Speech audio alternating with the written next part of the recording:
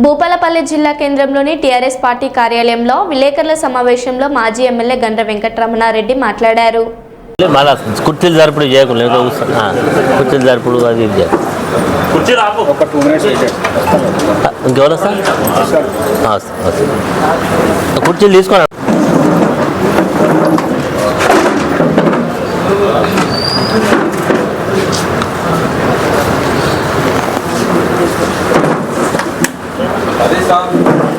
అందరికీ హృదయపూర్వక నమస్కారం. నిన్న రాష్ట్ర క్యాబినెట్ ప్రధానమైనటువంటి అంశం కాళేశ్వరం ప్రాజెక్టు పైన ఒక కమిషన్ వేసినటువంటి యొక్క కమిషన్ యొక్క నివేదికను క్యాబినెట్లో చర్చించినట్టుగా కొన్ని లీక్లను ప్రభుత్వం విడుదల చేయడం జరిగింది. దాని మీద గతంలో ఇరిగేషన్ శాఖ మంత్రిగా ఆర్థిక మంత్రిగా పనిచేసినటువంటి హరీష్ రావు గారు మరి దాదాపుగా 12 గంటలకు ప్రారంభించి దాదాపు 1 గంట 20 నిమిషాలు అంటే దాదాపు 1 గంట 20 నిమిషాల పాటు పవర్ పాయింట్ ప్రజెంటేషన్ ఇవ్వడం జరిగింది. ఈ కాళేశ్వరం ప్రాజెక్టు మన జిల్లాలో ఉన్నది. ఈరోజు ఈ కాళేశ్వరం ప్రాజెక్టు భూపాలపల్లి జయశంకర్ జిల్లాలో ఉన్నటువంటి ప్రాజెక్టు. ఇది తెలంగాణ యొక్క రైతాంగానికి ఒక అదృష్టంగా వచ్చినటువంటి ప్రాజెక్ట్. ఇది గతంలో ఎంతోమంది పాలకులు పరిపాలన చేసిన కొన్ని వేల లక్షల టీఎంసీల నీళ్లు నిరుపయోగంగా సముద్రంలో కలిసిన ఎవరొచ్చినా చెప్పేది ఆనాడు బీజేపీ అధికారంలో లేనప్పుడు ఆనాడు బీజేపీ నాయకుడు శ్రీ విద్యాసాగర్ రావు గారు గోదావరి నీళ్లను పట్టుకొని మొత్తం తెలంగాణ వ్యాప్తంగా పాదయాత్ర చేసిన సందర్భాలు. అదేవిధంగా చాలామంది ఈ తెలంగాణకు ఈ ప్రాజెక్టు కడితేనే ఉపయోగంగా అవుతుందని చెప్పినటువంటి నాయకులను చూసినాం.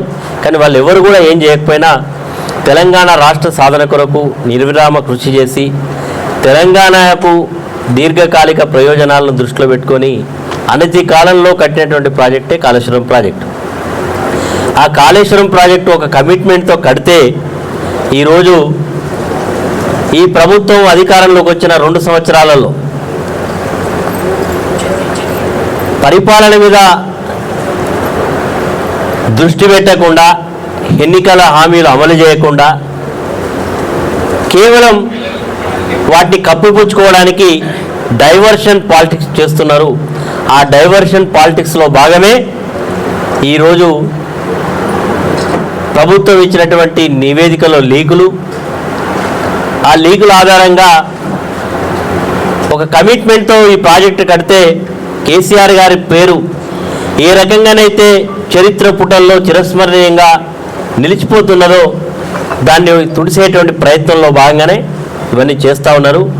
ఇవి కూడా ఎందుకు చేస్తూ ఉన్నారు? ఎన్నికల హామీలు అమలు కాలే. 2000 పెన్షన్ ఉపాధి అవుతూ ఉన్నది. చాలామందికి ఇబ్బంది పడుతూ ఉన్నారని వార్తలు విన్న తర్వాత మన జిల్లాకు వచ్చినటువంటి కార్యనిర్వాహక అధ్యక్షుడు కేటీఆర్ గారు హాస్టల్స్ విజిట్ చేయమని కోరిన పిదప మొదట్లో గన్పూర్లో ఉండేటువంటి హాస్టల్స్ విజిట్ చేసినాం.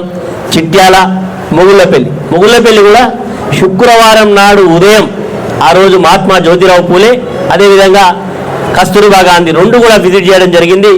అందులో కస్తూర్బా గాంధీ స్కూల్లో చాలా అక్కడ ఉండేటువంటి టీచర్స్కు ఆ రోజు కలెక్టర్ గారు కూడా నేను ఫోన్ ట్రై చేసిన, కానీ వారు ఆ రోజు ఫోన్లో నాకు అందుబాటులోకి రాలేదు.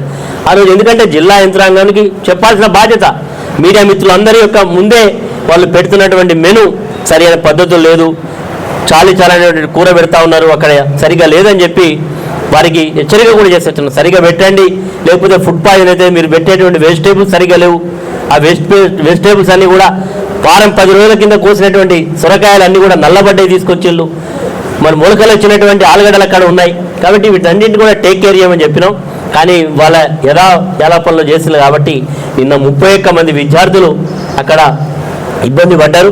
దాన్ని కప్పిపుచ్చే ప్రయత్నం చేసినా మరి చివరికి వారికి ఉండే సీరియస్ను దృష్టిలో పెట్టుకొని నిన్న చిట్యాల హాస్పిటల్ తీసుకెళ్ళడం జరిగింది. విద్యార్థులు ఇంకా ట్రీట్మెంట్ పూర్తి కాకుండానే మళ్ళీ మాలాంటి వాళ్ళతో అక్కడ చూస్తాం, ఇంకెవరైనా వస్తారని చెప్పి హడావుడిగా వాళ్ళందరినీ కూడా ఇంటికి పంపించడం జరిగింది. ఇదే